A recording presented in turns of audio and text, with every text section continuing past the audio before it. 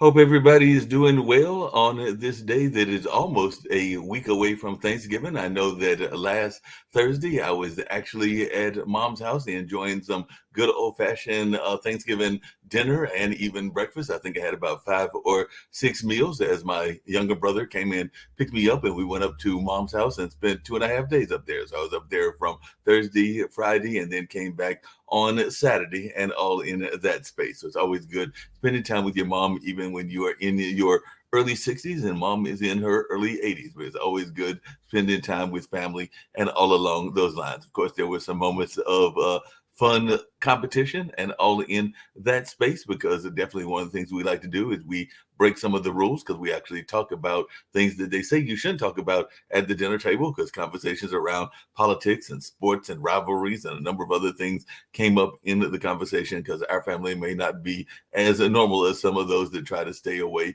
from said topics. Of course, the weather came up as well as it was relatively mild for Thanksgiving, even though right now here in Durham, North Carolina, we're having some temperatures that at least in the evening time are below freezing. As a matter of fact, the apartment complex that I live in has for the last couple of days, and they did it a couple of other days during the early fall and all in that space. And I want to say even maybe a couple of times in late summer, put out those notices to make sure that your water is dripping at the very least so that your pipes don't freeze and all in that space and to do other things, including keeping the heat on and a number of other things as well to protect yourself. Since I think tonight the temperature is supposed to get down into the high 20s, like maybe around 26 or something like that. But definitely we are not having a lot of harsh weather here in North Carolina. As a matter of fact, sometimes if the ice comes, we don't know what to do with it. So there are some folks that are not the best drivers in the ice in the South. And as a non-driver, I can tell you that there are even some bus drivers that don't always know how to handle it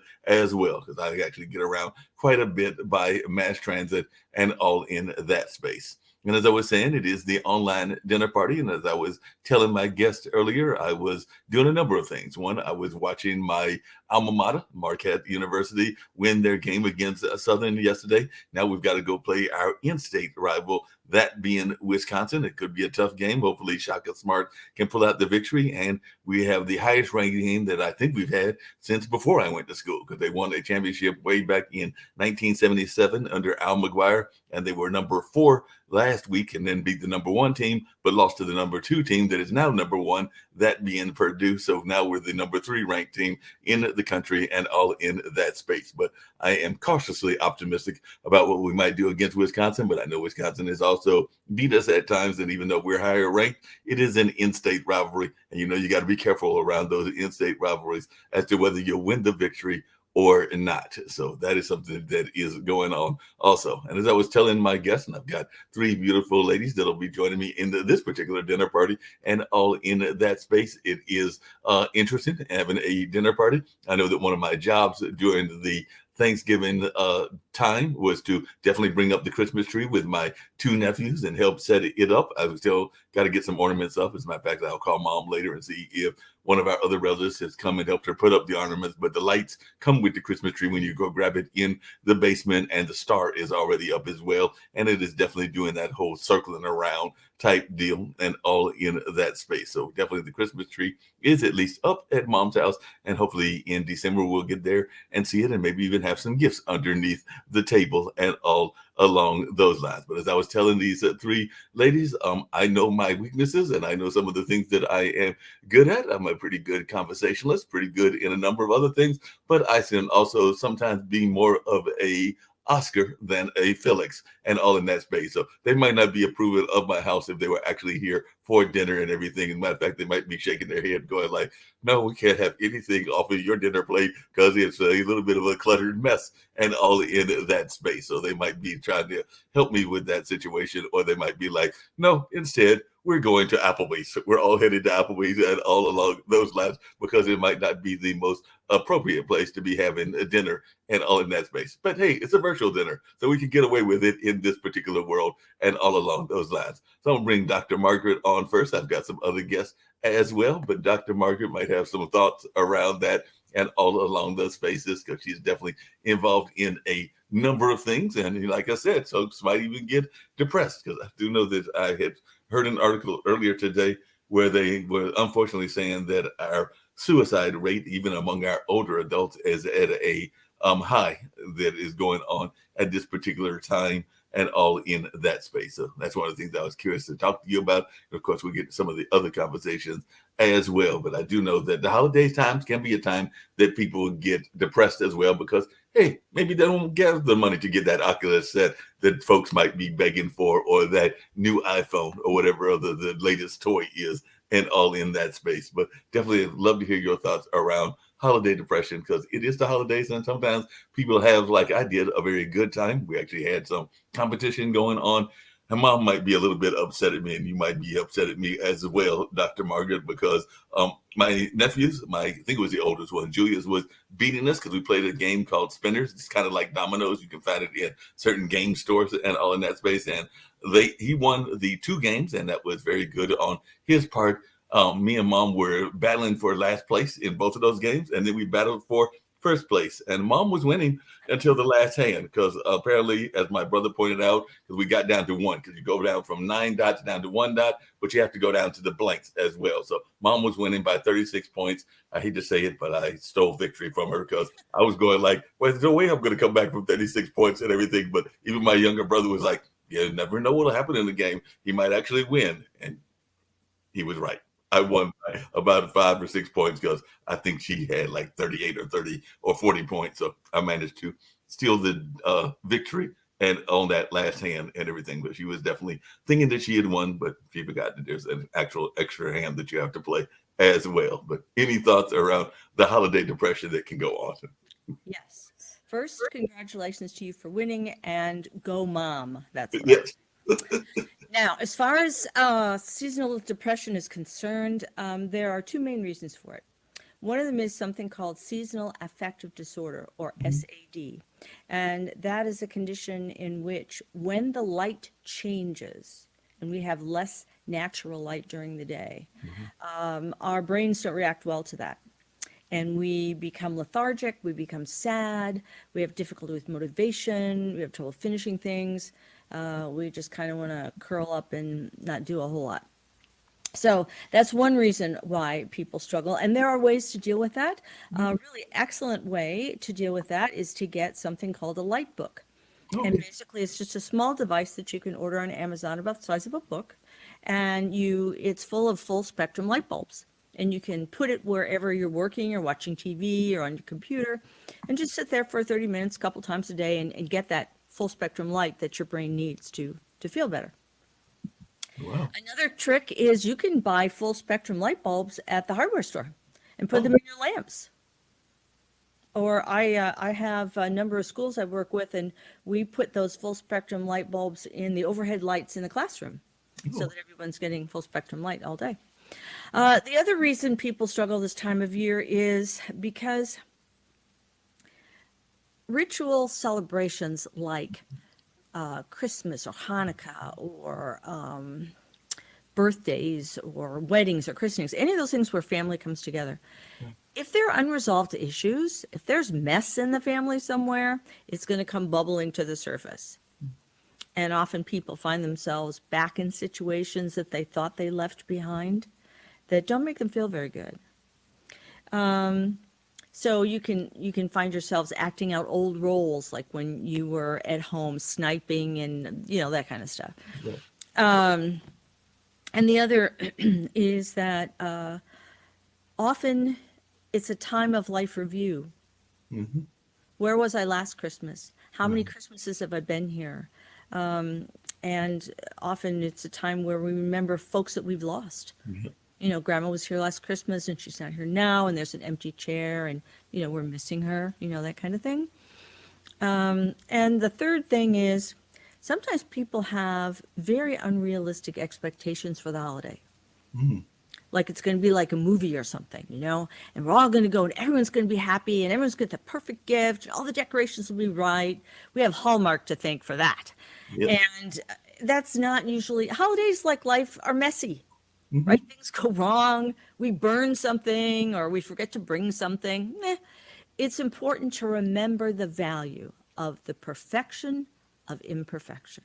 No, I agree with you on that. Definitely got to remember that and all along those lines as you were talking, and we'll get to some of the other guests as well. I was actually thinking a couple of things about that. One, during Thanksgiving, we did remember some of those that are not here. And all along those lines, I had literally forgotten that my brother has a number of friends from the New York City area that he developed those friendships during his college years and all in that space. My brother was one of those folks that decided to go to college for a long amount of time. I think he was on the 30-year plan or something along those lines. But a number of his friends were from New York City in the Northeast. And I did not realize until he brought it up in our Thanksgiving dinner that he had lost roughly around somewhere between 12 or 20 friends during this time because they were coming from an area that was maybe more impacted than some of the other areas. Not saying that all of the country and all of the world wasn't impacted, but we do know that there were areas that might have had greater impact for whatever reason. So he did acknowledge that there were some friends from New York that had been lost. And we've also lost, I know I lost a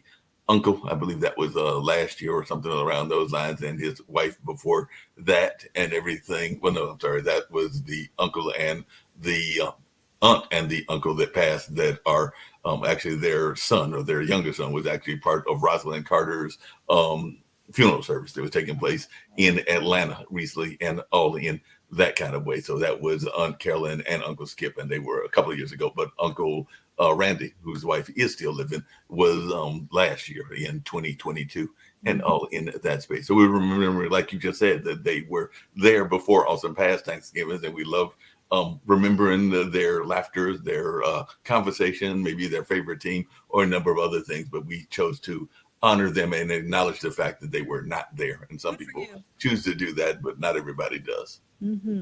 It's very important. It's one of the most important things in the grieving process is when someone is no longer physically there, they're still there. You just Right. can't touch them or feel them the way you used to. And remembering them and telling stories and laughing and crying and enjoying that relationship, the preciousness of it, it keeps us focused in the moment. And that's where life takes place, not in the past, not in the future, but right now. No, exactly as you were saying. I was actually just thinking about something. My brother is dealing with a very serious health ailment, and all in that space. It is not Sorry. a hidden notion and everything because he's actually done some fundraisers, but he is dealing with MS and all in that space. Ironically, that aunt that I just mentioned, she actually passed of that disease after having battled with it for about 25 or 30 years. So Malik is actually in the early parts of that battle and everything. But one of the things that we were laughing about is how some of the things that she might have warned him about happening and all along those signs he did not realize until it was happening to him and everything. So he was actually making a joke about it. He was like, I wish that I knew that this certain pain was going to happen. She told me about this part of the ailment, but she didn't tell me about that part of the ailment and everything. And I even remember when she was living that he would make jokes about how she was not being cooperative. And then sometimes she's not being cooperative. So, things come around full circle and They all do. in that space. So that can be a funny thing as well. One thing, and like I said, I'll bring the other guests on as well, but thinking of kids, and I've always been of this opinion. I'd love to hear your thoughts about it. Um, I sometimes think, and I'm not saying that it's a right thought, but I sometimes think that we over medicate and over prescribe because we're hearing a lot these days about ADHD, attention deficit, and all in that space. And I'm not saying that it is not a real problem or real ailment, but I also know that just kids in general, my two nephews are very adamant and very involved in soccer and a couple of other things that would make you think that they are hyper, in addition to being a little bit taller than me. And I'm not sure how I feel about that, particularly since one of them is, I think, 6'1" or maybe at least an inch above me, and the other one might be a little bit shorter. And ironically, it's the younger one that's taller and the shorter one that is the older one because they're a year apart and everything. But I just wondering, because I do know that part of your research is around attention deficit disorder and everything. But do you sometimes think that we over medicate and don't give kids enough room to grow and all in that space? Because we are hearing a lot about it these days. Well, I think the answer is a little bit complex, and I'll tell you why. There are a lot of people in the field who think they know a great deal about ADHD, and they actually don't. Right. Okay, because ADHD, it's attention deficit hyperactivity disorder. Right. So there are three types. You can have the inattentive subtype, which is the person who kind of daydreams and forgets things and doesn't get stuff done and has trouble with motivation. Or you can have the hyperkinetic subtype. That's the one that's very physically active and moves around a lot. Or you can have the two combined, where you have inattention and hyperkinesis. So each person with ADHD is a unique formula. And the job of the clinician is to be able to have the skill and the knowledge and the breadth of experience to determine the difference between a busy kid who just moves around a lot and needs a lot of activity to be happy, and a kid who is controlled by the compulsion to have activity. Do you see the difference? One is I'm just busy, and the other is I can't stop. So my job is to discern the difference between the two. And if you're not good at understanding that difference, yeah, you could over-medicate somebody. But there is a bit of a fail-safe, which is if you, in fact, ADHD is largely about difficulty in the reuptake of dopamine in your brain, which is one of the neurotransmitters that allows you to experience pleasure, allows you to concentrate, and also inspires the limbic system in another area of the brain to be motivated and finish things. Okay.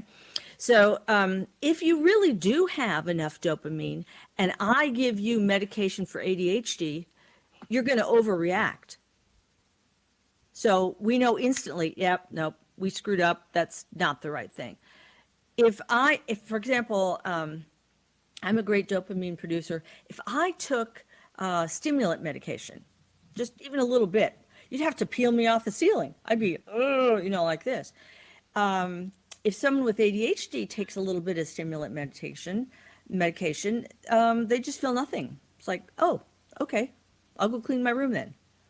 So it's very, very different reaction based on how your brain's wired. So the fail-safe is, if you don't over-respond when I give you medication, then yeah, we're probably going down the right track. But the key is discernment and diagnosis and understanding the difference. And also being able to offer alternative support, which is techniques for managing attention, techniques for managing excessive motion. Like, for example, if someone is really hyperkinetic, I might have them have little rubber balls for their hands, and they can just do this in the classroom to keep their body busy and allows them to focus better. Or certain kinds of organization techniques, various motivational things. So it's actually a combination of things to help the person. And it's important in any mental health issue, never, ever to rely on medication alone. It's a systemic approach. That makes a lot of sense. You definitely don't want to relate just medicine alone. There are definitely things you can do, even dealing with different elements of what is going on and everything. And like at all good dinner parties, I know that there are conversations that come up and all in that space. And some people will be like, how are these folks going to talk and relate to everything? But one of the things that I know that some of your work deals with is the notion of relationships and relationship building and all in that space. I know that one of the things that you talk about, even in some of your own work, is how to create intimacy in a relationship and all in that space. So I'm gonna bring in one of our other guests who is actually a writer, because I think that some of the ways that you can do that and everything is sometimes letting imagination take part even in the relationship. And I sometimes think that even though I am early 60s and still, unfortunately or fortunately, depending on people's point of view, in those single lanes, maybe I'm that perpetual bachelor and all along those lines, but you can still have intimacy. And I think imagination is very important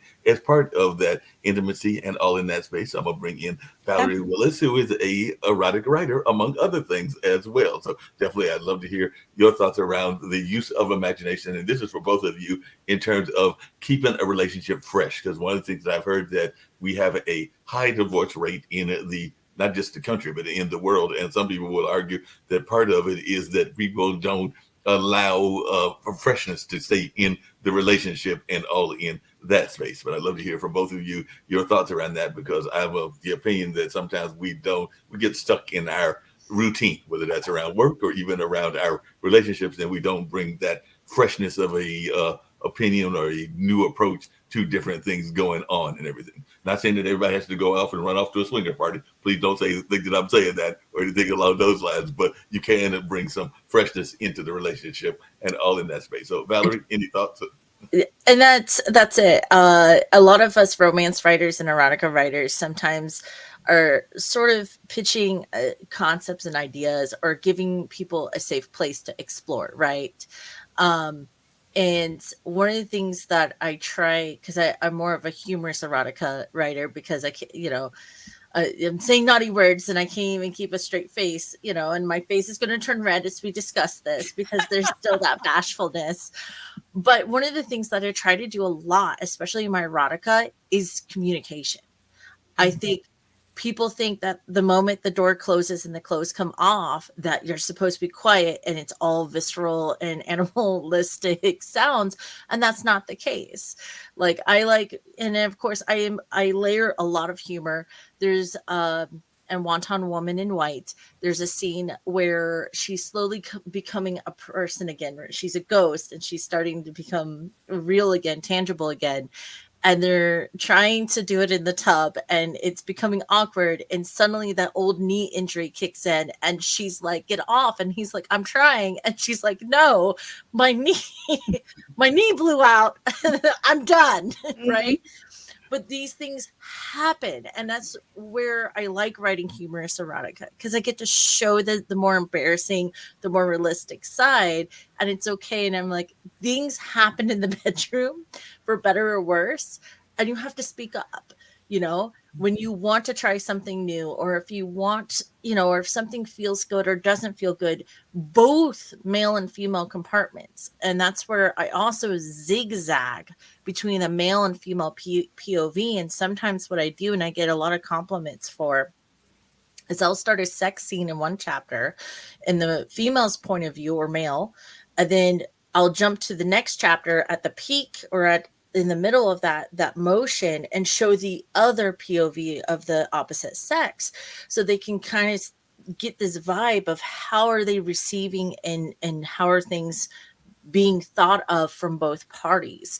Because I love mixing internal dialogue and stuff on top of it all. So it's sort of my way of like, hey guys, like they're not thinking much differently than you are, but speaking up, saying things, you're impacting and increasing that romantic vibe, even if you're feeling a little silly about it or embarrassed about it. Dr. Margaret, along those same lines, there used to be a very popular book. It was that existed for a number of years. There's actually two books that I loved about relationships. One of the book was a book saying, what do men understand about women? I believe, speaking of Mom, that she had a copy of that book. And if you opened up the book, it was entirely empty. So there was nothing in the book at all in terms of there being actual content and everything. And then, of course, I do remember the book that men are from Mars and women are from Venus and all along those lines. But I was just wondering, Dr. Margaret, if you want to jump in, Ms. Willis as well and everything, is there some truism to this notion that men and women think differently even around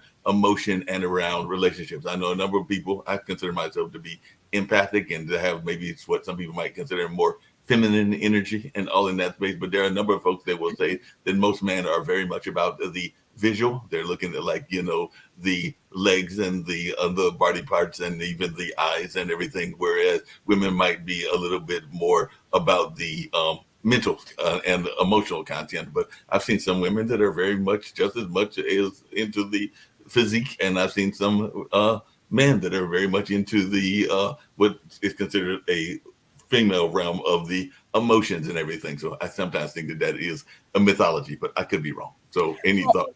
First of all, let me say, Ms. Willis, I love your viewpoint. That's marvelous. And now I'm going to tell you a little funny horror story of my own. First of all, there are three important pieces to physical lovemaking. There's the erotic, there's the romantic, and there's the sensual. Right. And all of us have our own little formula about what we prefer. And very, very seldom do we meet a partner who has the exact same formula as we do. But we expect them to. So we will give them lots of what we want, but that may not be what they like. And that's why Ms. Willis is so profound here, is communication is key. Now, as far as the male and female difference, I always call it God's little joke, because we all want the same thing, but we often come at it from very different viewpoints. So I was working with a couple, and they were kind of, their sexual relationship had kind of fallen in a trough, and they were kind of having a hard time. So we were working on that, and I was really encouraging them to communicate more while they're making love, because she was a very verbal person and she needed that. And so they were loving each other, and he says to her, I adore you. You're the center of my world, and I don't know what I'd do without you. And she said, And then he said, I just love you so much. And she said, And he said, all right, what are you thinking about? And she said, oh, I am thinking about you, how much I love you. He said, no, you're not. What are you thinking about? Tell me the truth. She said, well, I've got some laundry, and I have to write a note to the kid's teacher, and I think I forgot to call your mom, and I promised her, And because they've been working on their communication, he could laugh and understand it wasn't about her not loving him. It was about her having this agenda that women often have, which is kind of holding the container, making sure all the pieces, get piled in. And it can change our experience of loving, but it doesn't mean that we don't love. It just means that we may be differently focused. And to your point, there are women who are very erotic. There are women who are very romantic. There are women who are very sensual. So, and men are the same. So it's unwise to make an assumption by gender what a person's preference would be. It's really much better to have, I have couples do a little exercise where they draw a little bar graph, of those three things, where do they fall? And then I have them compare their graphs and have a discussion about that, so they can create a formula for their lovemaking that's about the two of them, not just him, not just her, but a formula for the couple. Interesting, everything. I'm going to bring in our other and final guest, because one of the things that I learned in doing research on her is that our final guest has a notion that a lot of people, especially women, feel the need to be perfect. And definitely that's one of the things that you talk about, is how to let go of that and all along those lines. So I'll bring in Mary Beth Gregg and all in that space. But what is your thoughts around this conversation? Because I do know that sometimes there is this notion of perfection. I also sometimes wonder if people, and I'm not just saying women, because men can get caught up in it as well, whether it is a certain look that they want. Because even when I was a younger man, I remember literally breaking up with a woman because I didn't like the notion of the way the mold was shaped and all along those lines. So I was probably being a little bit shallow at that particular time. But like I said, I was younger and all in that space. But I've also seen women and men that want a certain type of career, a certain type of car, a certain type of job, and a number of other things. And sometimes I think that they are missing out in opportunities. Because let's just say that you want a lawyer. I'm knocking those that married lawyers and doctors, but let's just say you want a lawyer or a doctor. There's some pretty good people out there in the working class world, like some bricklayers and others, that are actually making some pretty good money and all in that space. So you might be missing an opportunity because you've got these unrealistic expectations. But I'd love to hear your thoughts around this, Mary Beth. Yes, it's been so interesting. And even though I work in the business world with teams and CEOs who are not having the best relationships. So when you were talking about relationships, teams and people at work have very close, intimate relationships, not in a sexual sense, but, they're in it all the way. And so, when you were talking about this, I go, oh, yes. And this whole notion of be perfect and trying to please others really is more internal, right? It's our framework around, I have to do this. And I think one of the biggest things is around letting ourselves let go, right? Giving ourselves permission to let go of whatever these, these barriers or these just external choices that we think we have to make. And I'm all about living with intention, right? And be conscious. And we get on autopilot, and I'm sure you see this in the work that you do as well. We react, we don't respond. We are creatures of habit, and we're triggered, right, by somebody's voice tone or the way they look. or whatever that is externally, and we just boom, we react, and we think we have to do that, but we don't. And it's a matter of being aware. I'm all about, and again, back to, this needing to be perfect. We have to be aware of when we're doing that and figuring out why, like what's our why, and thinking we have to do all this. One of the things that I've learned is around we are needing to be more conscious about how we're feeling and what we're being, not what we're doing. One of the practices that I started a number of years ago, and I don't do it every morning, but almost every morning when I get up, is not think about my to-do list. Mm-hmm. It's about my to-be list. How do I want to be today? Very consciously doing that. And that helps to also take away, I got to be perfect today. No, I don't. I don't have to be perfect today. I can let those things go, and laugh, and it's the work that I do with my teams and my individual coaching is to really stress less and play more. The whole concept of play, oh my gosh, that just takes us to a whole different level. And and laughing at ourselves. One of the things that I was thinking about was when I used to be a really good parallel parker. I don't know what happened along the way. I'm suck at it now. I mean, I'm terrible at it. Don't use it, you lose it, as they say. Yeah, exactly. I feel you. I feel you. Right, exactly. So I was doing this, and I was like, okay, didn't get in the first time, second time, fourth time, fifth time. Was not working. I had this little crowd of people looking at me, right? So I could have been one, embarrassed, or two, I just started to laugh. Yeah. I started to laugh. Everybody started to laugh, and I went on to get another parking place, but it was about, I didn't have to be perfect about parallel parking. Who cares, You don't have to be perfect at all. And along those same lines, I was just wondering, because one thing that I know, and it comes to the business relationship, but I think it even comes to personal relationships as well, is this whole notion of understanding, and I think one of you alluded to it, different people's learning styles and different people's management styles. Because I have definitely worked with some bosses that I am not always that pleased with their styles, because they're a little bit more micro than I like and everything, because I prefer just being kind of like given the responsibility and going with it and being successful in my own realm and everything. If I'm doing something wrong, you can correct me. But there are some bosses that like to be more in control and like to have that micro kind of aspect and everything. So that's something that you also have to be aware of, whether you're working for a nonprofit or a for-profit business, because sometimes people will bring a style that you might not be as comfortable with. So what's your thoughts around that, Mary Beth? Because I do know that sometimes you have to be in these environments, whether it's personal or business, and understand the people's different styles and how you can work with them, right, or you not work with them. Right. Because we can't change them. We're not in control of them.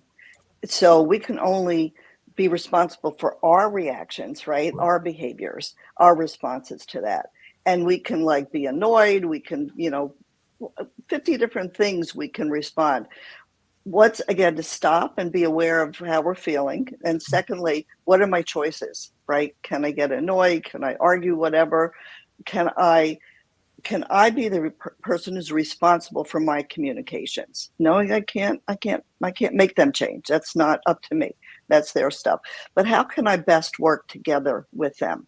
Right. So back to, again, conscious choices, and not having to be so in control, right? That's another be perfect to being in control. Let me let that go. I mean, if it's egregious, there's other choices that you make, right?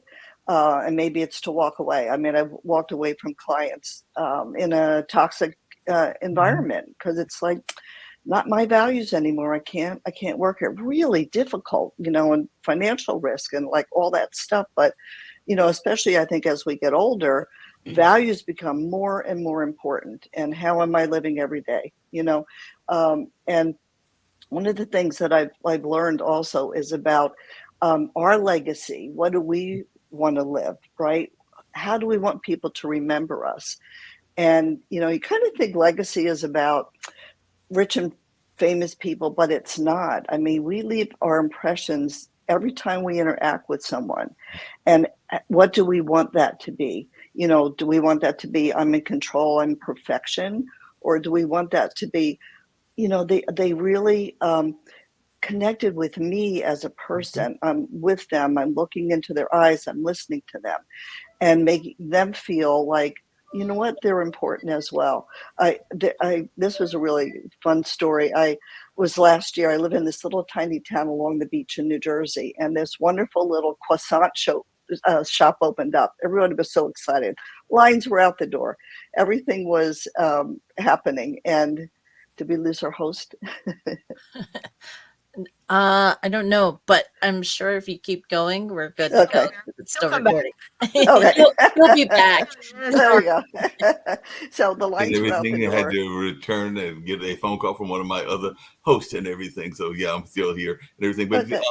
Miss Greg, you actually brought up something I'd love to hear from everybody here on this notion and everything, because I've actually brought up on a number of shows and all along those lines. But there is a very powerful word that I don't know that we are always acceptable of. I know that I've had a hard time saying this word in occasion, and all along those lines, it's only 2 letters. It's N and O, and all in that space. So I was wondering your thoughts around this, because I know even in relationships, and I think it's one of the things that you talk about, Dr. Cochran, is not every relationship needs to be saved. Some of these relationships probably need to end, and everything along those spaces and everything. And sometimes you need to back off and just realize that they don't need to be acceptable. Along those same lines, before I hear your answer, Dr. Cochran, I sometimes get frustrated when I hear people that are stuck in their belief systems and want people to stay in what are basically bad situations. I get frustrated by some of my church leader friends that want people to stay in a relationship because of their moral views around divorce and things around those nature. And some of those are toxic relationships. They need to end those relationships in my mind. But I'd love to hear your thoughts around that, Dr. Cochran. Well, I want to address a couple things. One of them is shame. One of them is a little mantra to piggyback on something Ms. Gregg was saying. But before I do, what happened to the croissants? We have to Oh, finish the story. my legacy croissant story. So anyway, the lines are out the door. And my daughter wasn't feeling well. She particularly liked this one particular almond croissant. So I making my way into the little shop, and there was a young guy ahead of me, probably a college student. And he's like, oh, let me have 10 of those and 12 of those, and, you know, take 6 of these. And when these croissants are done, they're done. They don't make any more. So I had this big bag of stuff. So I'm walking up there, and I said, could I have a almond croissant? And the person said, oh, I'm so sorry, we just sold the last one. So I'm like, oh, you know, my big problem of the day. But anyway, I got something else. So this young man, he goes outside. I go outside, and he's standing there, and he goes, it looks like you would really like this for your daughter. He goes, I'm going to give you one of these, right? Oh. And it just touched me, because it was like, you know what? That was so kindness, right? We haven't talked about kindness, but that was like a legacy, right? You know, in terms of, I'd probably never see him again, but it just, it really did touch me in terms of, we just don't know our impact on other people. Along those same lines, before you get to shame and everything, Dr. Cochran and everything, but along those same lines, there is, it's not just in North Carolina, it's all over the country. There are a number of people that are homeless for whatever reasons. They may be homeless and everything. And one of the things that along that same line that you're talking about, Ms. Gregg, that shocked people was there was a gentleman, and I haven't seen him recently, but he used to get panhandle a lot, and he used to panhandle on a regular basis and everything. And I have become friends with some of the restaurant staff at some of these restaurants nearby. And one of the things that he said, I think it was last year, it was definitely during the pandemic, this gentleman somehow came upon some windfall. So he came around some money and everything. So he actually flipped the table. So he actually went to those restaurants and gave them back some of the things that they had given him, because he had been in a situation where they had been helping him out, whether that was providing him food or providing him money or whatever. And it wasn't like a major windfall. It's not like he won the lottery or anything, but he just won enough that he felt like giving back to those that had given to him and everything. So I definitely have told that story before, and I find it a notion that you just said. We don't know what people's stories are, or why they are in the situations they are, and how they sometimes will flip the story once they have that opportunity. Well, I had one of my 8-year-old patients ask me the other day.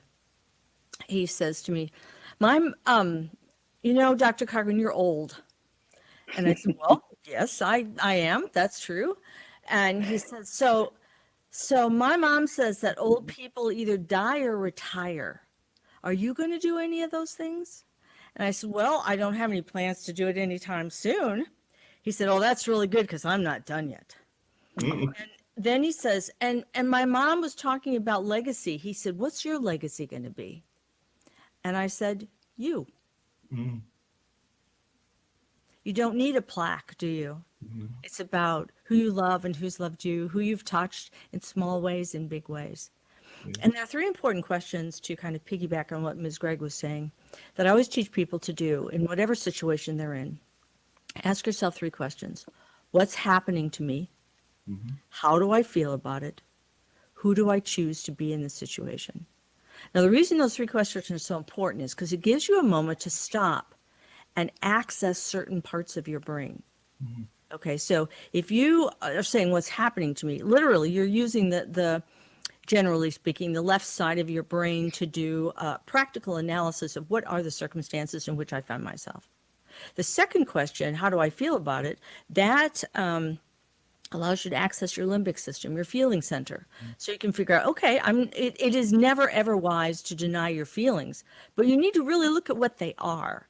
And then finally, you choose, okay, so I know what's going on. I know how I feel. So what am I going to do? Am I going to be a jerk? I could choose to do that, right? But it's not going to be a knee-jerk response, is it? It's going to be a choice. Or am I going to choose to be an empathic person? And if we all give ourselves a little time to answer those questions, it will change the world. No, that makes a lot of sense and everything. Along those same lines, Ms. Willis, one of the things, and he just kind of loop the conversations around together and everything, is that one of the things that I know that we talk about on this show and a number of other shows here on Pod TV is this notion of being your own worst critic. I know that there are jobs that I have not gone for because I've had that whole internal conversation. I just told you ladies earlier that I am still that perpetual single person at 60, and I know there are relationships that I've literally talked myself out of. I was like, no, I'm not going to talk to that young lady. She'll say no. She'll turn me down. She'll do this and that. And by the time I get the nerve to go for the job is already left, or talk to about the relationship, they've moved on to their next relationship and all in that space. And I'm sure that even you, Miss Willis, I have read, and I would be lying if I said that I hadn't, some of the authors that are famous in erotica. And I'm sure that when you first came out, there were probably people that were telling you, there's no way you're going to be the next Erica Jong, because we don't know that Erica Jong is one of the premier writers in that space and all along those lines and everything. So I just wondered, how have you dealt with self-criticism? Well, I'm going to pull a little bit from everything we've discussed because it ties into everything that we've talked about so far. So first off, when you talk about legacy and the child, that touches my heart, because one of the early lessons was from my animal science teacher. And he made a statement. He says, if the worst that'll happen is that if it doesn't change anything other at the same result of you not trying, what's the risk? Mm-hmm. Live without the regret. Don't leave yourself with what ifs. What if I had at least tried? And the worst that'll happen is, oh, I didn't get the job, or she said no. Well, that was the same result as me not doing it, right? Mm-hmm. It's one of those things you have to take chances, because chances can open up doors. Mm-hmm. Even in a lot of religious texts, they talk about you have to take a leap of faith, and that's what they mean. And it doesn't necessarily mean you have to do a grand gesture. It's those small little things, those things that take you a little out of your comfort zone that go a long way. But humor can help you through that, right? Humor is a big, it's better than stewing and being negative about it. When writers write, it's always like, oh God, are they going to like it? Or, oh my God, is this even right? And blah, blah, blah. No, you're telling a story. You want to share your story. That's it. That's all it needs to be. That's all it ever has to be. There is no writer on this earth that is able to capture every reader out there. Right. It's not meant to be. If you want to feel better about yourself, go look at 1-star reviews from your favorite authors. Look at Stephen King's 1-star reviews. Go look at J.R. Ward's, and you're going to be like, no, they didn't understand the story. But that's because you're not appealing to everyone on earth. And if you can't handle reading reviews, I always recommend to authors, don't read the reviews. Don't let it tank your career. Don't let it tank your attitude. Um, and that's humor is a great way of doing that. Like, oh man, like this person picked up the wrong book. It's very clear, right? I've got reviews on Sleeping with Sasquatch, which is clearly erotica about a Bigfoot, right? And I have a 1-star review that says this is like reading a romance novel about the other horny woman. Yeah, it is. That is an awesome 1-star review. She understood the assignment, right? Like, I'm sorry that the cover and the blurb didn't clue you into that this is what you were getting into, but you still finished the story and left a comment. So I left the impact, thanks for buying the book, right? You have to be humorous. You have to and I learned that early on from my family as well. I can't tell you how impactful it was sitting there at the age of 8 and I'm just drawing on the floor, coloring in the coloring book. And I grew up with, and it was my great-grandmother, my grandmother, and my mom are all sitting there, and they were discussing on what they were going to do with my uncle who lived with my grandmother, who was suffering and unmedicated at the moment from paranoid schizophrenia and God complex. It kind of zigzagged a lot between the two. And he came out of his room and everyone got quiet, because it's like, oh, what's, you don't know who you're getting, right? And he's talking to someone who's not there. And he says, well, you drive this time. I don't want to drive. And he walks out the door. Well, I watched all 3 of those women hit that window. They're on the back of the couch looking at the window, watching him go to the car. And he gets into the passenger side of the car. I can't tell you how many minutes went by when finally one of them says, we're going to piss ourselves if that car cranks up and leaves. And the way it broke the tension of a very scary moment taught me so much. Mm-hmm. Like, there is nothing that is going to harm you unless you let it, right? You don't need to panic. You can take a breath. You can add some humor to help break that tension and move forward. And that's one of the things I love about writing about, I do a lot of dark fantasy under Valerie Willis and VC Willis. And there's monsters and PTSD and traumatic things happening and things that they can't let go or forget because they've eaten people, destroyed people, or things like that because they're monsters essentially. But adding that layer of humor and showing how they overcome it, and I've had a therapist tell me this before. You don't necessarily have to forget a thing or forgive a thing, but you get to decide that, right?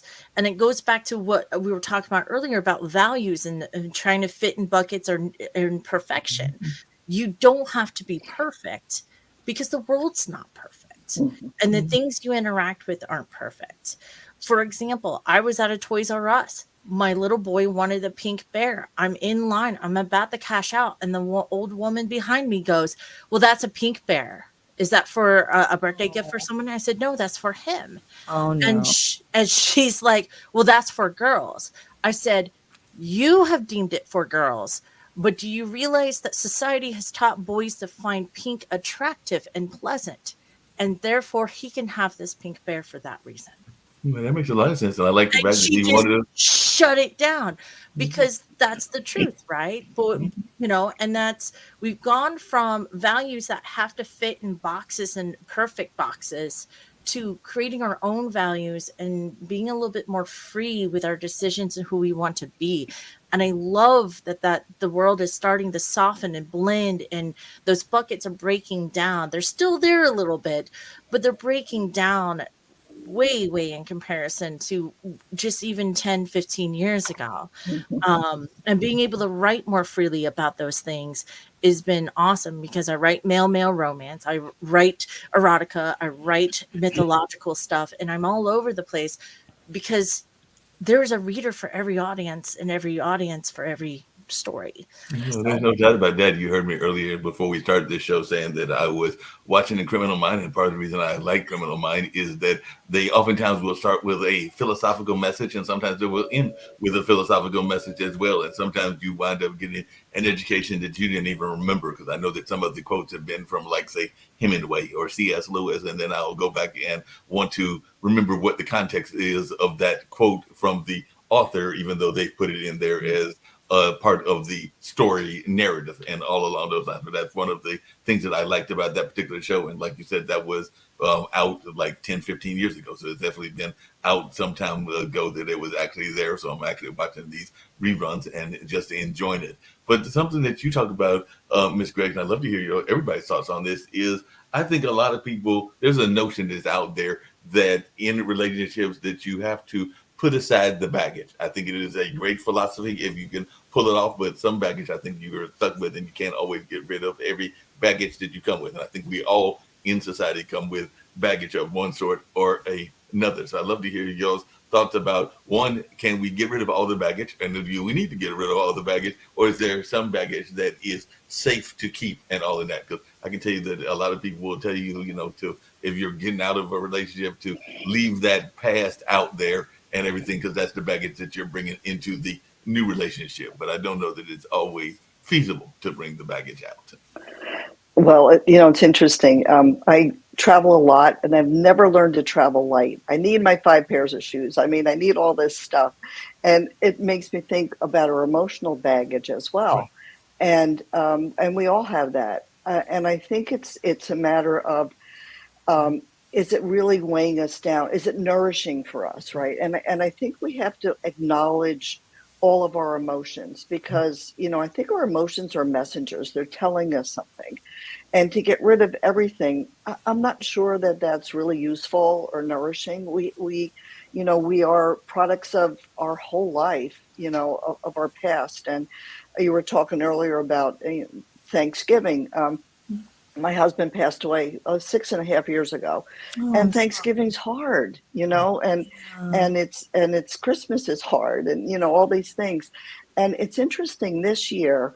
So we could call that baggage, but this year, so 6 years later, I felt lighter, and I think part of it was the time, but also part of it was, listen, you're with your family, and let's just enjoy this day, and acknowledge him. And I didn't want to be one of those people that had this baggage so heavy that I couldn't enjoy anymore. And I didn't want to live like that. And he would not have wanted me to live like that. So I think recognizing, is that baggage, that stuff doing us good? Is it still teaching us? Perhaps, and that we acknowledge it. And it's just a matter of, knowing when it's too much, when it's not useful anymore. So I think that's, to me, it's like, again, really, really recognizing the place that we're at and making choices. Which way do we want to go? Point. I think it's very, very important. I really love what you're saying, what both of you have been saying. To your point, it's very important to discern the difference between memories, cherished memories and learning, and baggage. Mm-hmm. Baggage is other people's stuff that we haul around, and it gets in the way of our experience of life and makes things pretty nasty. Treasured memories and experiences are absolutely things to keep close to the heart always. Those are things that we use to grow and enhance our lives, not to keep distance between us and other people. And sometimes people get stuck and they don't know the difference between the two. And also the other thing we get stuck on a lot is the difference between, I know you two will really relate to this, the difference between shame and remorse. Mm-hmm. Shame is a big old sucking nasty zit on the face of life, right? It's just this idea that there's some kind of secret set of rules, and whoever I am, right? Only I know the secret rules, that I'm going to tell you what you have to do to be right or perfect or blah, blah, blah, whatever it is, right? So remorse is when we feel we've made a mistake, we own it, we make amends, we move on. Shame is when you feel you are a mistake and you can't fix that. And often people who are uncomfortable, insecure, or frightened attempt to control us with shame. I was You about can't to say that it happens to authors you all can't the write time. those kind of books. That's wrong. It's just you're bad because you do that. Because it scares me. So I'm going to come out and tell you that you can't do this, you can't do that, or you're bad if you do. And the most powerful tool that any of us has when we encounter shame, and this can be sometimes a little challenging to utilize, is compassion for that person because they're frightened. There's something about us that's scary to them. And so, and I hear it all the time. People say things to me like, "Oh, I get this. Yeah, maybe you've had this happen to you. You'll go to a function or something, and they'll ask, "Oh, what do you do for a living?" And if I'm foolish enough to tell the truth, people always, there's somebody in the group who always says, "Oh, psychobabble. I don't believe in psychology. It's just all a lot of nonsense." So I'll go up to him and I'll just gently take him by the cheek and say, "Well, psychology believes in you, and instantly that's the end. There's no more. I don't say anything bad to them. It's all about reassurance. Well, even if this makes you uncomfortable, it's still here, and you can still use it if you want to. It's up Hey, to you. Dr. Cochran, along those same lines, and you actually kind of alluded to it, and I'd love to hear everybody's thoughts about this, but isn't one of the difficulties that we have is that a lot of times we have a hard enough time. I said that no is a very powerful word. There's another word that is a lot longer in terms of its spelling, but a lot of people have a hard time with it. It's called forgiveness. A lot of times we have a hard time forgiving ourselves for whatever is going on and all in that space. I'd love to hear everybody's thoughts around this because I do think that sometimes we don't do a good job of forgiving ourselves, and we do that whole blame game thing and all in that space and all in that kind of way. So I just wonder everybody's thoughts. I'll start with you, Valerie, but definitely Dr. Cochran. Yeah. Actually, I have a great segue for this because as a female writer, we often are in interviews asked, "Well, how do you juggle family and writing?" And I'm like, the same way as the male author does. Like family is not just my whole family's gone to hell and back because I am writing in my office two doors down. We're not in the doing house. laundry. I mean, my husband does my laundry, and he gets mad if I try to fold it because I don't fold it right. Okay, we're sort of a flipped household here. Now, granted, thanks to him being in the work field at the beginning of our relationship, and this comes back to communication, right? Is once my career hit a certain point, he's like, "Are you going to be okay with me being house husband?" I said, "Why wouldn't I?" Like, please, I don't. I never wanted to be a housewife, right? No, there are people who, but it's okay if that's what your dream is. He's like, "Yeah, I kind of want to be house husband," and I'm like, "Then go for it, buddy. Like, do it." So it's that communication kind of aspect, but at the same point, but people try to shame me as a female author. Well, what about your family? Well, what about my family? I've got two awesome boys. They go to school. One's autistic. You were discussing ADHD and how it could be, emotional or physical. My kid was diagnosed with both sides, like really high.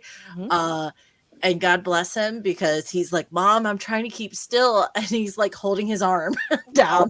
And I'm like, "Dude, we got to get you some medicine so we can start working you through this." And kind of like, we can't mute but the medication can at least turn the volume down enough to help him build the tools. And we're still going through that because now he's hitting 13.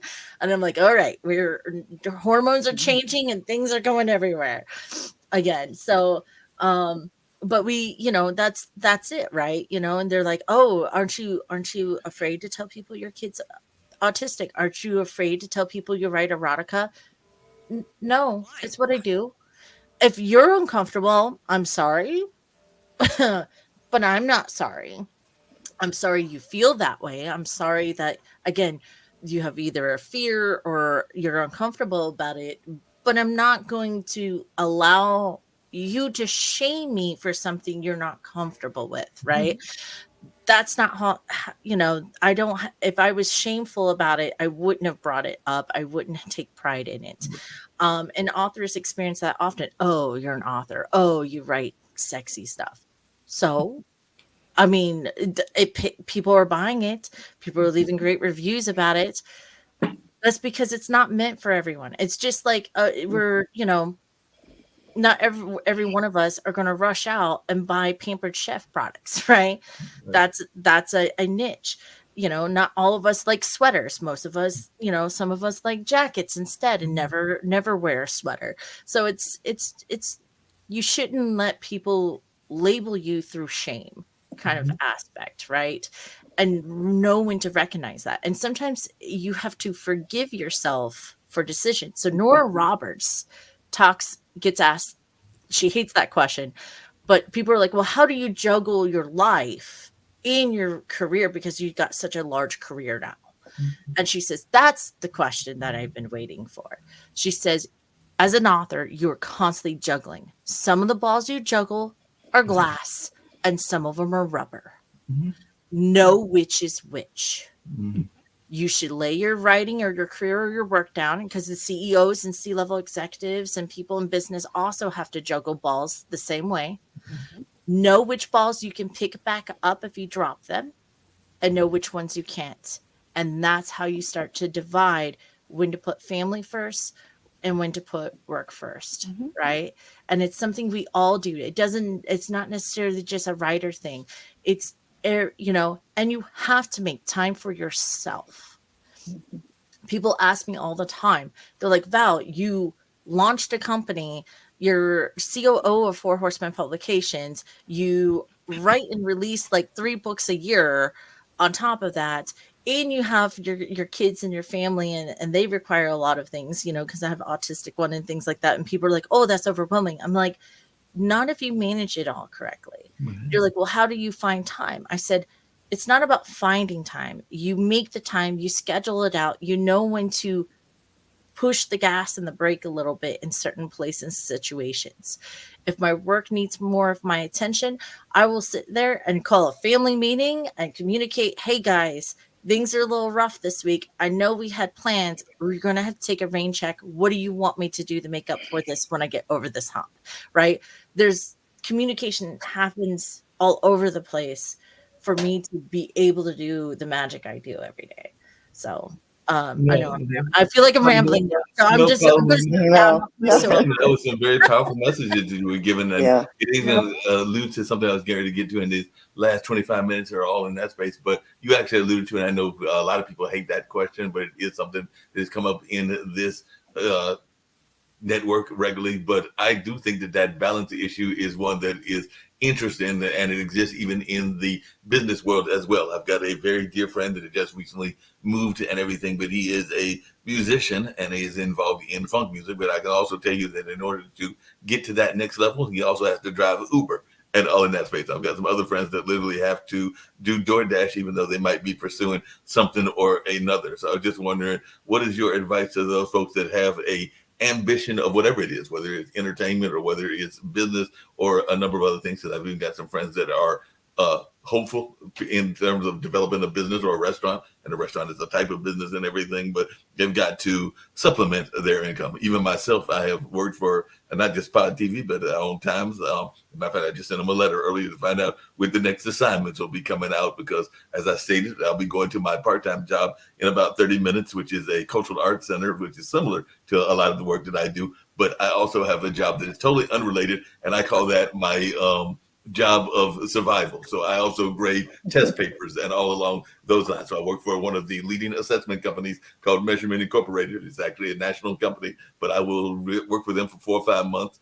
Don't necessarily believe in the measurement system, because I have some issues with the measurement system in education. But as they say, sometimes you do jobs to pay the bills, not necessarily because you believe in the cause, and all along those lines. So that is one of those jobs for me that I have for about 4 or 5 months, because there was a time that it was a yearly type job, but they've also been cutting back as well and everything. So it's not as much of a what do you call them, a safety net as it used to be, but it is part of the safety net that I have. Just like I mentioned mom earlier, mom is part of the safety net as well, because even at 60, you can depend on your parents as well to be a safety net. And I'm not too proud to admit that I will sometimes depend on the parental safety net as well, even at the age of 60 and all in that space. Mhm. Well, you know, there are three really important things that we have to consider in our lives when we are looking for the health of any relationship, whether it's a collegial one or an intimate one romantically. It's passion, play, and productivity. Yep. And the relationship sits on top of those things, kind of like a stool. Mhm. And then life impinges on the stool. Sickness, death, changing jobs, whatever, right? So if we have three strong legs, we're good. We'll get through it. It'll be fine. But if one of our legs is missing, or if we've only got half a leg or no leg at all, stool's going to come down.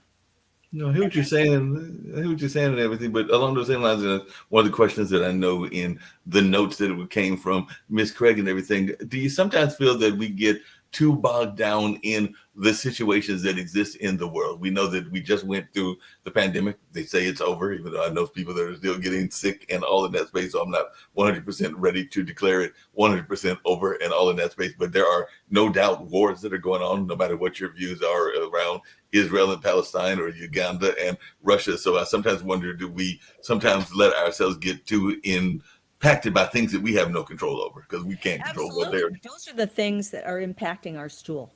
If we have our three legs, then we're not going to become overwhelmed about what's going on around us. Because the world is crazy. It's always been crazy. You know, you'll hear people say, oh, the world is in terrible. It's always in a terrible place. There's always wars, bigotry, anger, sexism. I mean, you know, it's always been there. It probably will be there for a while to come. Although there's some very encouraging energy shifts that I personally am very excited about to begin to see happen. But often change comes slow. Yeah. So we need to make sure we got our three legs solidly, connected. And if you don't, then please get some professional help. Strengthen those legs. Make sure so that whatever it is that goes on around you makes all the difference.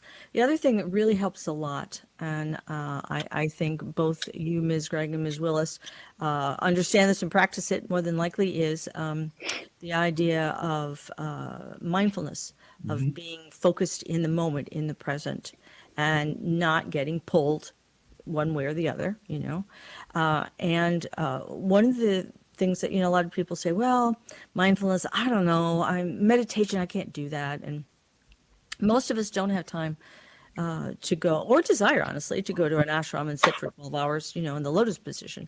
But there are very meaningful, relatively short practices that we can do that help keep us focused. And I'm going to give you two real quick ones. One of them is just simply a gratitude practice. So easy to do. Hardly takes any time at all. I do mine in the shower in the morning and right before I go to bed at night. I just go through the list of what I'm grateful for. And literally what we find is that the patterns of thought that we have, there's a saying in neuropsychology that neurons that fire together wire together. So if you have a pattern of thought or reaction, eventually you develop literally a neural track. And when you get a certain stimulus, you fall into that track and you react from that track. But you have the power to make another track, a newer track, a different track that can become every bit as deep and deeper as the old one. So it becomes the new default rather than the old. And that's the tricky thing about feelings. Feelings are learned. They're not automatic. And they can lie to us because we may have been given information or we may have an illness that can impact what we feel. So being able to take a moment and just go through the things that are great. It could be your purple dinosaur socks. It could be anything, Sometimes in the beginning it's hard to find those things we're grateful for. But if we work at it and we get there, pretty soon we got a pretty good list going. And you'll begin to notice in about 21 to 28 days that stuff that used to bother you doesn't bother you so much anymore. It's like, oh yeah, but I have purple dinosaur socks, so I'm good. And then, off you go. The other is really, really simple little meditation that I use. And what I encourage people to do is to close their eyes and go to a very bucolic setting, like a forest or a park or someplace in nature that's full of deciduous trees, and set it in the fall so that the trees are all colors, purple and yellow and orange and all that. And you're sitting there, maybe there's some water nearby, and you can hear the birds and the squirrels and everything. And you notice while you're sitting in this beautiful space that a little breeze comes by, and it's just the perfect little breeze, just the right temperature. It feels so nice caressing your skin as it goes by. And you notice that one of the leaves falls off a tree. It just floats down and down and down and down. And then another leaf falls off, and down and down and down and down. And pretty soon, you've done 5 leaves, and you feel pretty darn good. And the goal is to get up to 50 leaves. You can add a leaf a day, a leaf a week, whatever you want to do.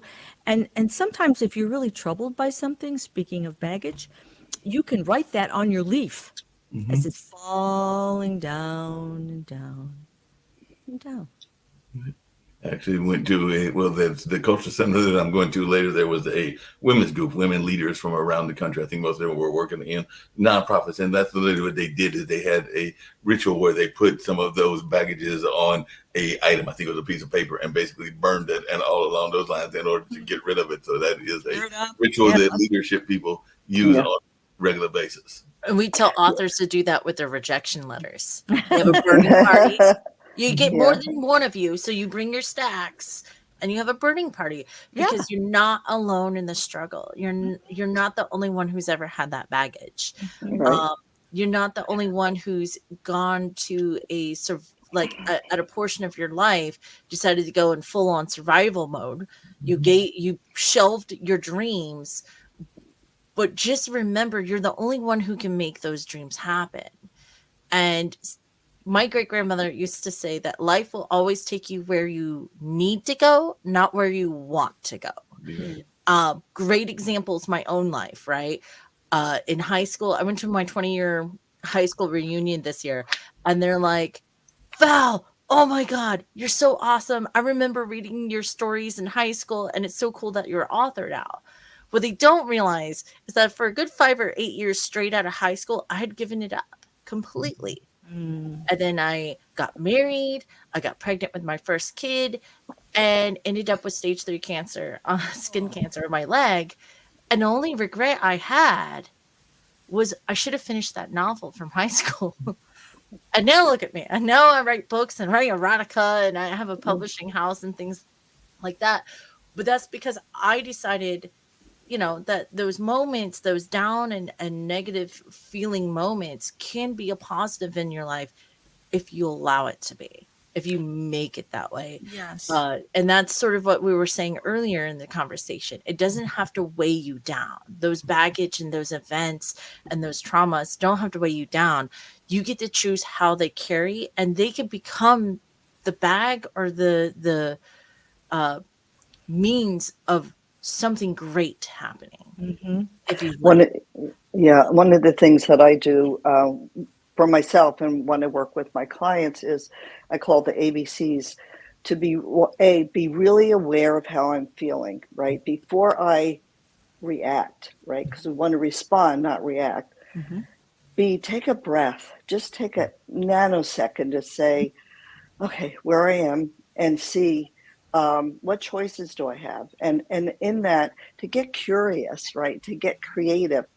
How else can I feel, right? What else can I do? And just those little ABCs really put you in a different place of choice, right? Of actively choice. And as you were talking, one of the things, I wrote a book, came out last year, and it's called Finding Tiny Moments of Joy Every Day. Which is what we were talking about a bit, and it doesn't have to be big stuff. You were just talking about, Dr. Margaret, how to take this break, and it is around these little tiny moments and being aware and giving ourselves permission, Yes. right? Yes. Giving ourselves permission just to step back. What else can I do? How else can I feel? Those powerful questions really take us to a whole different place, and that's when we get more in. I don't want to say necessarily in control, but it helps us have much better choices of how we're feeling, where we're going to be, what we want to do, and so those tiny moments we get to create every day.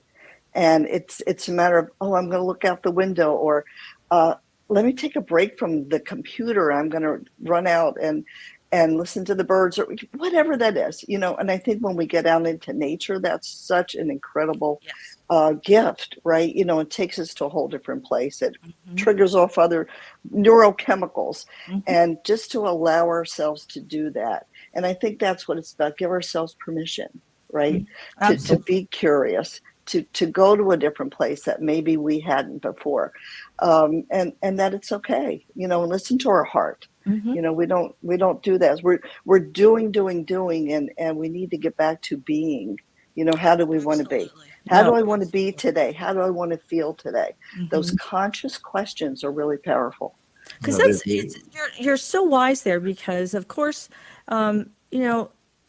someone else could do the job you do, Ms. Gregg, or the job you do, Ms. Willis, but they couldn't do it the way you do it. It's your being, it's your presence that makes you unique and special. And one of the things that's so very important, to piggyback on what you've both been saying before, is to watch out for what kind of words people are throwing in your direction. So, because it's really important to understand who you're talking to. Are you talking to an adult or an angry kid? Because if you're talking to an angry kid, you're done. Nothing good's going to come of that. So the kind of words you listen for are should, must, supposed to, oughtn't, right? And if we take those out of our vocabulary and we stick with want, need, and demand, there's a whole lot of forward movement that can happen. Because one comes from a place of desire, the other comes from a place of shame. And I have people do this experiment. They'll say, oh, come on, Dr. C, those words can't mean that much. Everybody uses should. And I'll say, okay, we'll try this experiment. Say to yourself, I should do my laundry. You won't do it. You'll find anything else in the world to do but your laundry. If you say, yeah, I really need to do some laundry, you'll throw a load in, watch a show, the bell dings, you throw it in the dryer, and poof, your laundry's done. Except at your house, because your husband has to fold it because you don't do it right. But other than that, it's done really quick, right?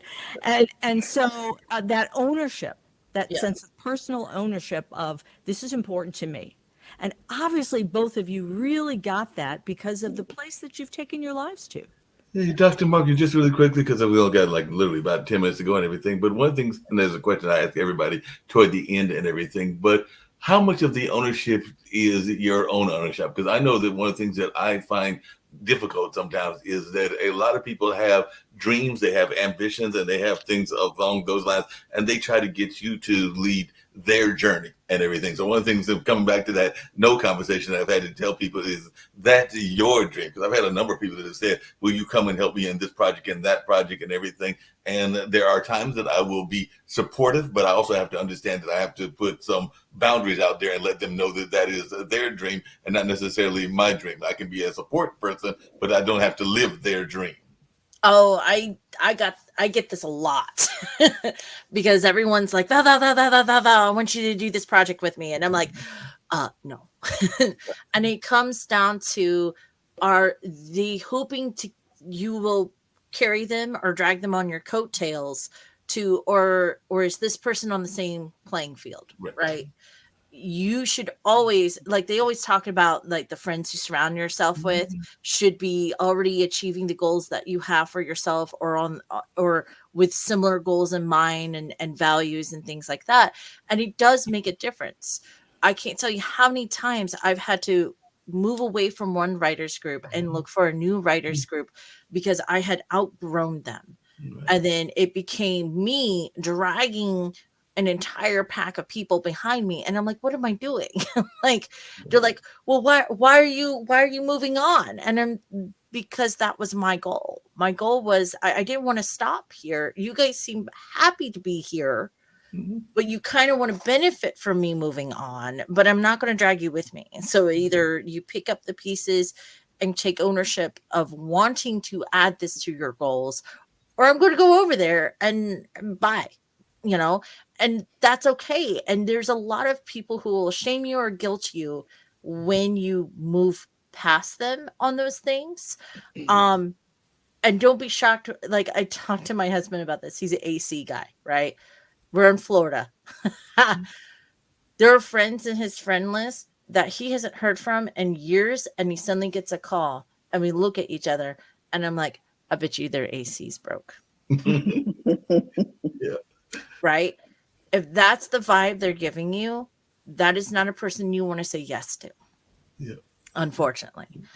You make sure that you put out there what it would take. So when those people call him, or when I experience those people in my own career as a typesetter and person and consultant on writing in general, right? Is, do I charge this person or do I tell them no? What is my time and knowledge and experience and ownership of what I'm at worth to someone who's not willing to put that work in to meet me where I'm at, where I've climbed to? And it's sort of that same concept of, hey, it's AC work. Now, if his mom calls him, he's not going to charge his mom, right? If I need something, he's not going to charge his own wife for stuff. And depending on the family and the situation and the friend who, and how much give and take is between that, decides what is the value. Is this someone taking advantage and I have to set that boundary or not? So that's my 10 cents on it. So No, I appreciate that and everything. As we get ready to wind down, like I said, got about 10 minutes to go and everything. But one thing I get everybody to do, and I start with you, Ms. Willis, is if there is parts of the conversation that we haven't got to that you would like to share and all of that, and if you can tell folks how they can be in touch with you. And then one of the things, and I'll actually disappear off camera because I got to throw on my sweater and all of that's basically we get ready to go to work and all along those lines. But in this network, I am all about that empathic belief and everything. So I love that we live in a world that needs messages of positivity and hope. You kind of alluded to it, Dr. Cochran. So if everybody can give a message of positivity and hope to our global audience, I would love that as well. And I try to get every guest that has ever been on any of my shows to do that and everything. So I'll start with you, Ms. Willis, and go to Ms. Gregg and end with you, Dr. Cochran. I'm just going to repeat what my grandmother and my ag teacher taught me. And that's, one, remember that life is going to take you where you need to go, not where you want to go. So it's okay if it pivots. And if the worst that's going to happen is still the same result as you not trying at all, give it a try. Make sure you give every opportunity to not have regrets and open a door that you didn't know was there. And, to add to that, we're here to be happy, right? We're here to be joyous and to let go. It's so important just to let go of the stuff that doesn't nourish us anymore, and it's giving ourselves permission, which is sometimes really hard to do, but it's so important that we do that because that's self-love. And we have to love first ourselves before we can love other people, which, and the other thing which I've learned is living a life with not a lot of regrets, because that just doesn't help anybody. So, I think I've gotten bolder as I've gotten older. Oh, there we go. I didn't know about that. Getting bolder as you get older.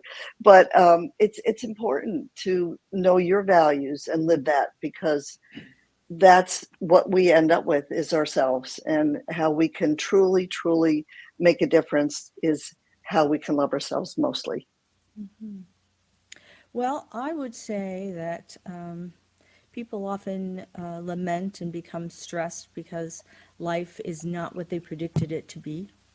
So it's important to remember that life is a process of becoming, but it's not always a becoming process. Or said another way, shit happens and manure makes things grow. So true. I love the way you put that and everything, starting with you, Dr. Cochran, because y'all didn't get to that and everything. If you can tell folks how they can reach you as well. And I've thoroughly enjoyed this conversation. Hope to have all three of you back on another dinner party at some point or another. And I've definitely enjoyed our conversation. Like I said, we touched on a little bit of everything. The only thing we didn't get to, Dr. Cochran, and I kind of alluded to it at the beginning, is the weather. So we did cover a little bit about ego, a little bit other things that I said we might get to, but we didn't get to the weather. But we did learn that one of you is from Florida, somebody else is from California, and I forgot what the third person is from. So there is different weathers in these different environments. New Jersey. New Jersey. Yeah. So you want to know how people can find us? Is that your question? Yes, how they can find you. And I'll start with you, Dr. Cochran. Well, you can find me on YouTube at Wisdom, Love, and Magic, or you can go to my website, drcochran.com. Sounds good. Miss Greg? So you can find me at Mary Beth, that's one word, MaryBeth, at TICWL.com, the International Center for Women's Leadership. Nice. Appreciate that and everything, Ms. Willis. And I'm at Willis, WILLIS, author.com. You can find all my social media. You can find me on Facebook, Instagram, and TikToks, where I'm being either goofy or talking about a lot of the geeky mythology behind my books, if you like that kind of thing. And I know as far as weather goes in Florida, we are all panicking as natives, because it got down to the 30s last night, and I'm like, what is this? It's too soon for winter. Yeah. Well, it was 22 here with the wind chill this morning. I wasn't happy.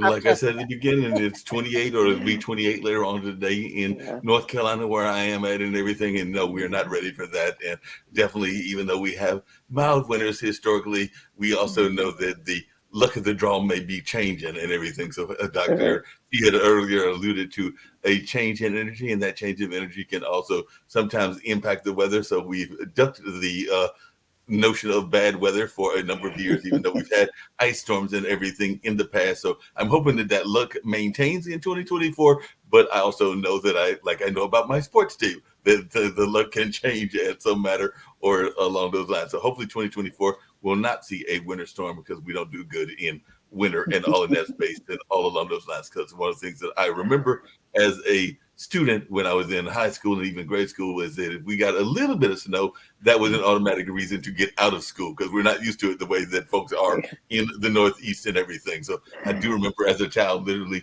getting the weather forecast and they're saying no school in Warren County, and being an excited kid, and then going back and taking a nap, waking up later on that afternoon and asking mom and dad, did they say there was snow?